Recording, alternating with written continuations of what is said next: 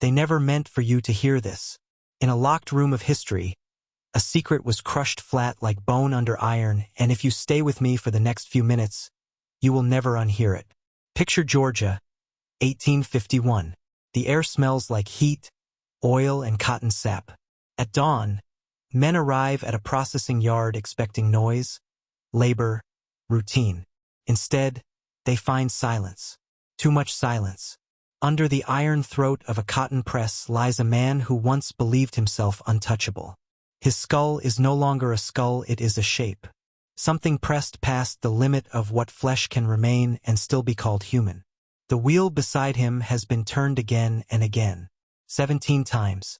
Not in panic. Not in chaos. But with intention. What stops every witness cold is not just the brutality. It is what sits beside the machine. A small wooden stool. Carefully placed. Balanced. Built for someone too small to reach the wheel on his own. This is where the official story ends. Not with justice. Not with a trial. But with absence. Documents vanish. Names dissolve. Pages are sealed, stamped, hidden by people who understood something dangerous. This was not an accident, and it was not madness. It was reality breaking through a system that claimed total control. You've been taught to think power only flows one way in history, downward, from master to subject, from institution to flesh. But there are moments they bury because they expose the lie. Moments when the smallest, most discarded human reveals the weakness of an entire order. This story is not about revenge. It is about accounting. About what happens when a civilization reduces a living soul to 8 cents, the price of a broken tool, and then turns its back, convinced nothing of consequence remains inside that body. Systems like that grow arrogant. They mistake silence for submission, stillness for emptiness. The boy they called Small Thomas was measured, catalogued, mocked, and erased in advance. His body listed in inches. His value reduced to a fraction. His future assumed non-existent. And that assumption is what killed a man whose job was to extract obedience through pain. Listen carefully now, because this is where the descent begins. What happened in that cotton facility was not an isolated act. It was a crack in a machine much larger than iron and gears, a machine built on dominance, fear, and psychological ownership.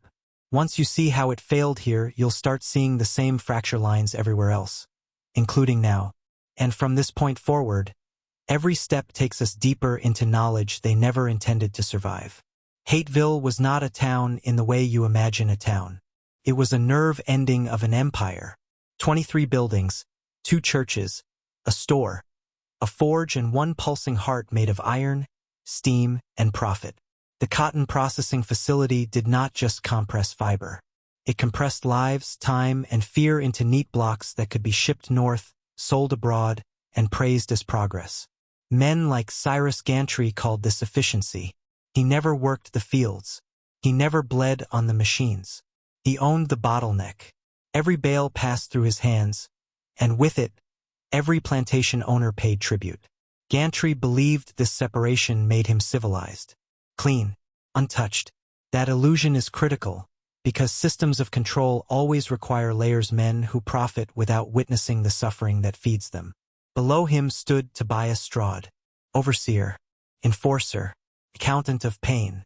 Straude understood something most masters pretended not to. Fear is more reliable than chains. He made himself omnipresent. A leather strap at his belt. A house close enough to hear labor slow. He lived inside the rhythm of production, measuring human exhaustion the way other men measured hours. And here is where the deeper pattern emerges. Straude did not collect beauty. He collected dysfunction. Broken clocks, cracked pottery, furniture that leaned but did not collapse. He told people he saw value where others saw waste. But that is not generosity. That is domination in its most refined form, the desire to take what cannot resist, to own what has already been declared lesser. The world taught Straude a simple equation: worth equals output. And anything that produced less deserved less. Less care, less food, less mercy. This idea was not unique. It was the unspoken doctrine of the age, preached from pulpits, written into ledgers, enforced by guns and laws. And once absorbed, it becomes a kind of mental virus repeating itself wherever power is unchecked. So when the auction listed a child as defective, irregular, curved and shortened, Strahd didn't see a boy. He saw a test, not of usefulness, but of possession. How little could he pay and still demonstrate authority? How completely could he reduce a human life and have the crowd approve with laughter? 8 cents was not a bargain.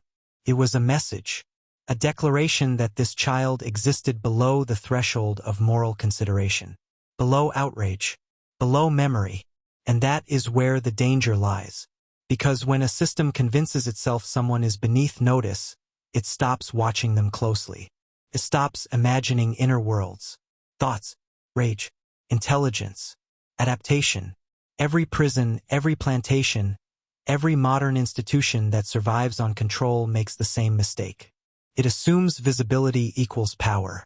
It assumes small, broken, silent people contain nothing volatile. But the truth, the one history locked away, is that pressure does not just crush. Sometimes it teaches. Nothing in the records tells you how the boy first understood the press. That absence is intentional, because once you accept that he learned, the entire structure collapses. Learning implies observation. Observation implies time unmonitored. And unmonitored time inside a system built on surveillance is a failure no institution ever wants documented. The cotton press was not a simple lever. It was a conversation between force and patience. Raw cotton fed in loose and chaotic, iron descending inch by inch, the wheel responding only to steady hands. To operate it badly was to die quickly. To operate it well required calm, repetition, and memory. The enslaved workers who ran it daily respected it the way sailors respect the sea, not as a tool, but as a presence that could end you if you misjudged it. Small Thomas had been assigned light tasks, sweeping, carrying messages, fetching tools. These jobs were chosen not out of kindness, but calculation. Keep him close, visible, useful in small ways, invisible in important ones. And from this position he watched, day after day, the wheel turning, the pauses, the sound iron made when pressure crossed a certain threshold. The difference between force applied in anger and force applied with control. Strahd never considered this dangerous. People like Strahd rarely believe the minds of those they dominate are active. They believe obedience erases interiority. Pain simplifies thought. Dependency disables intent. Those beliefs make cruelty easier and blindness inevitable. But cognition does not require permission. It requires exposure. Over months, the boy learned what 17 turns meant. He learned how long it took. He learned when the press resisted and when it yielded. He learned that the machine did not care who stood beneath it. It responded only to physics. Iron had no ideology. No hierarchy. No loyalty. This is a truth masters have always feared. Systems of control are artificial. Machines, laws, and rituals enforce them, but reality itself remains neutral. Gravity does not recognize ownership. Pressure does not ask who holds power. On the night before the killing, the press ran late. Harvest season did that. The bodies feeding it were exhausted past complaint. Strahd circled, correcting with strap and voice, tightening the atmosphere like a vice. Witnesses later reported nothing unusual because nothing unusual ever was. Cruelty had become routine, predictable, and predictability is the final vulnerability. At some point in the early hours, Strahd stepped too close. Perhaps to adjust a bail, perhaps to strike, perhaps simply because he had forgotten that the things he controlled daily were still capable of killing him. What matters is not motive as courts understand it. What matters is recognition. The boy recognized an opening, a precise set of conditions aligning. Height compensated by a stool, strength replaced by leverage, fear overridden by calculation. This was not impulse. It was applied knowledge. And when the wheel began to turn, it did not scream. It groaned slowly, methodically, like history itself rearranging weight. 17 turns is not a number you reach by accident. Your arms know when to stop. Your breath tells you when enough is enough. To continue past resistance requires intent, something colder than rage, quieter than panic. The witnesses who later speculated about what happened kept using the wrong words. Frenzy, madness, animal response. Those words protect the system. They turn a precise act into noise. But the scene itself refused to cooperate with that lie. The stool was centered, not kicked aside, not splintered. The wheel handle showed no tearing, no slippage. The press had been engaged, paused, engaged again. Pressure applied in increments. Control maintained until the head beneath the iron was no longer structurally capable of holding shape. This was not hatred erupting. This was someone using the rules of the machine exactly as designed. That is what terrified the sheriff who first documented the scene before his report was corrected. He noted briefly that the operator understood the limits of the apparatus. Those 6 words vanished in all later copies. Understanding is agency. Agency is intolerable in someone the law defines as property. You need to grasp what this moment represented. For decades, slavery had justified itself by insisting its subjects were incapable of self-direction. Childlike, reactive, inferior. Entire theological and pseudoscientific frameworks were built to support that claim. One boy calmly disproved them with iron and time. The response was immediate and coordinated, not in violence, but in erasure. No man publicly asked how he learned. No one demanded a trial. You would expect public spectacle. Instead, you get silence. Plantation records show Strahd's death listed as industrial misfortune. The press was recorded as damaged, repaired, returned to service. Production resumed within 48 hours. And the boy, he vanishes. No sale, no execution, no transfer, no burial record. That absence tells you everything. Punishment would have acknowledged his capacity. Killing him publicly would have raised questions. So the system chose a third option, removal without memory. The most efficient burial is not in the ground, it is in paperwork. This pattern repeats across forbidden history. When an event threatens the ideological foundation of power, the response is not outrage but disappearance. Files sealed, language softened, causes redefined, attention redirected. Here is the unsettling truth most men never confront. Brutality is not the deepest cruelty of authoritarian systems. Denial is. The refusal to acknowledge that the oppressed see more than their oppressors suspect. Strahd believed pain enforced order. He never understood that pain also educates, teaches limits, timing, cause and effect, and when combined with an environment of machines and rules, it can produce something the system cannot predict: competence without permission. The cotton press did what it always did. It transformed pressure into profit.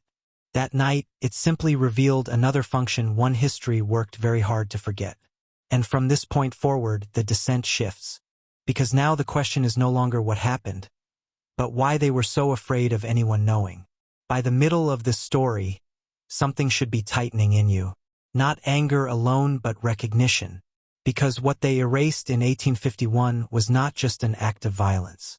It was proof that the architecture of control has a fatal weakness. It depends on you believing you are smaller than you are. This is where I need you to do something deliberate. Not for me. For yourself.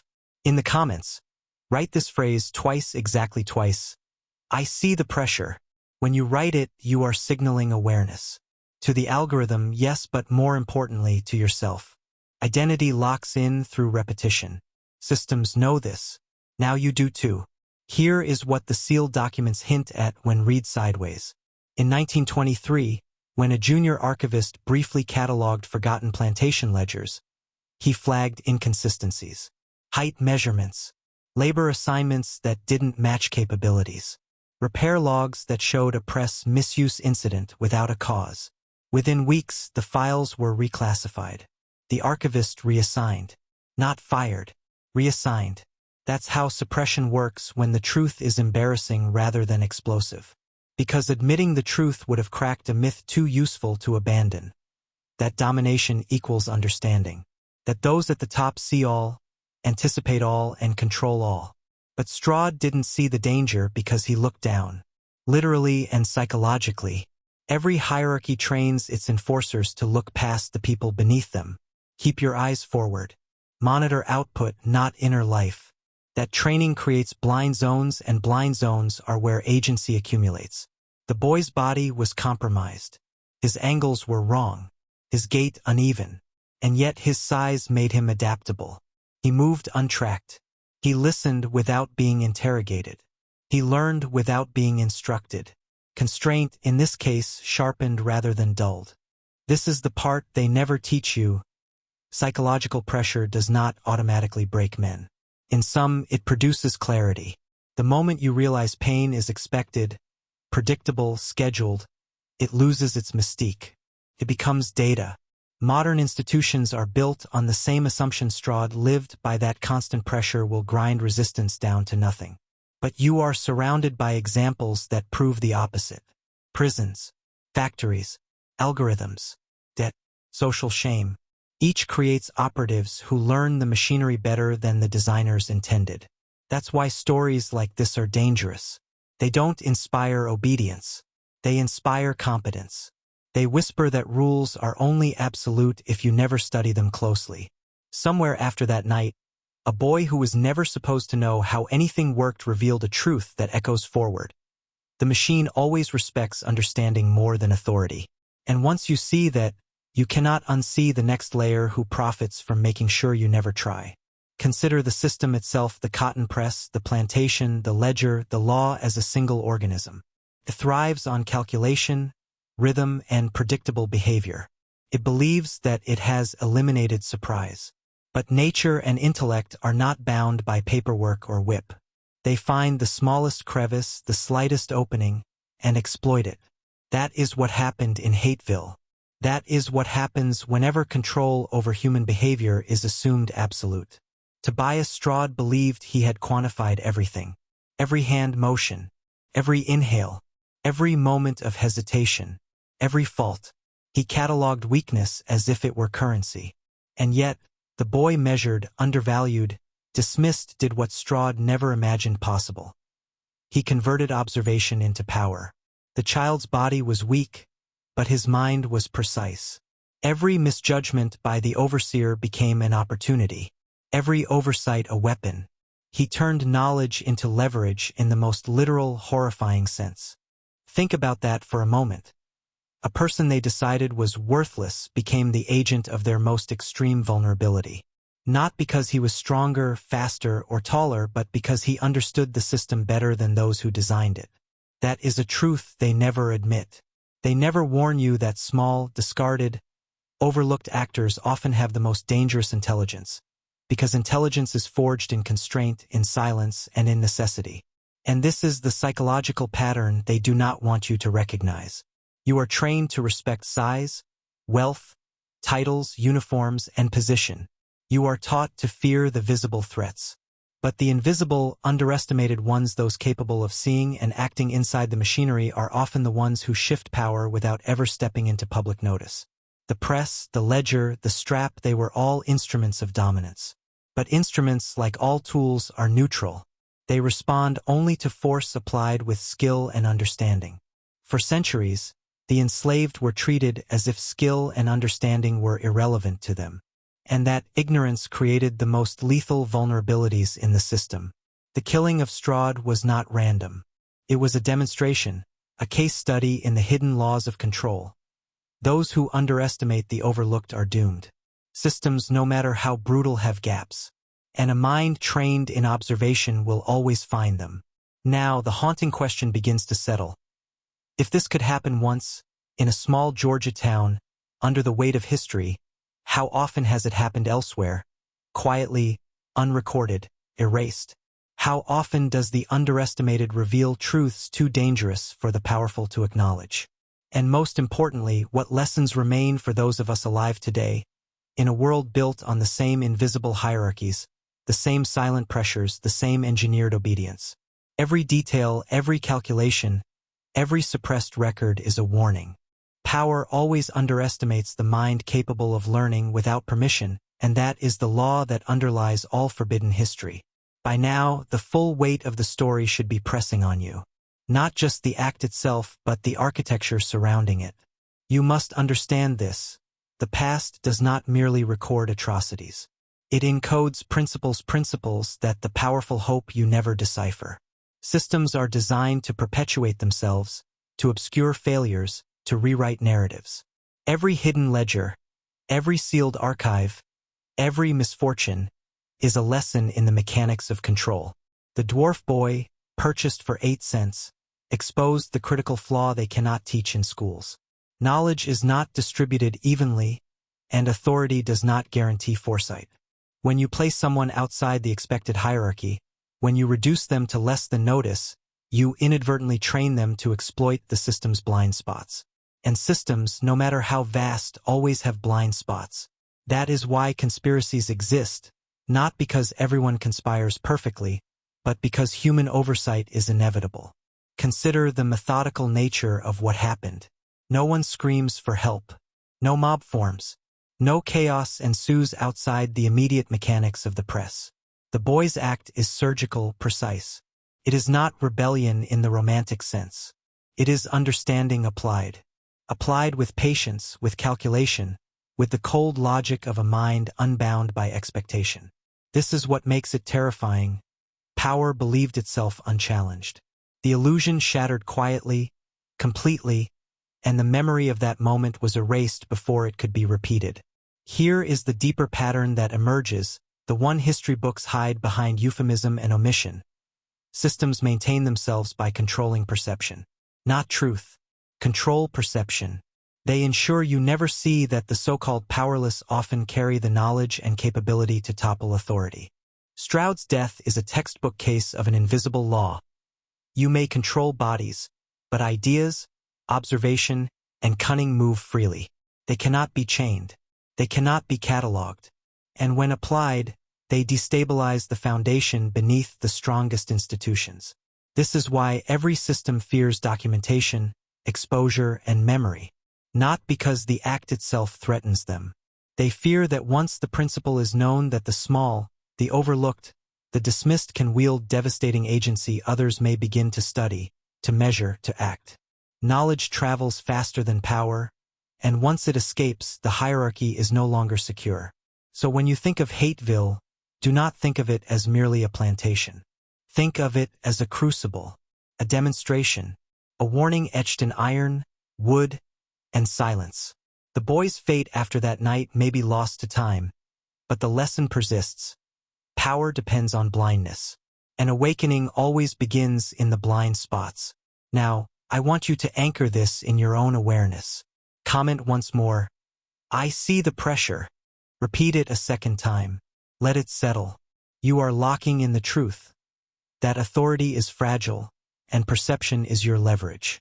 That is the first step in mastering any system built to constrain you. The final descent is coming next. And it is where history's most dangerous secrets begin to converge, beyond mere anecdote into a pattern that repeats across centuries. Now, we arrive at the final, most dangerous layer. Because the story of a dwarf slave boy in Georgia is not just a singular act of defiance, it is a microcosm of a principle that governs every hidden hierarchy in history. What happened at the Hateville cotton facility is encoded in the way power has always functioned. It relies on underestimation, on concealment, and on the belief that knowledge is a commodity to be hoarded, not a force to be wielded. The boy was erased, but the pattern repeats endlessly. Think of the corporations that manipulate markets with algorithms invisible to most employees. Think of governments that calculate influence through surveillance and data streams, not dialogue.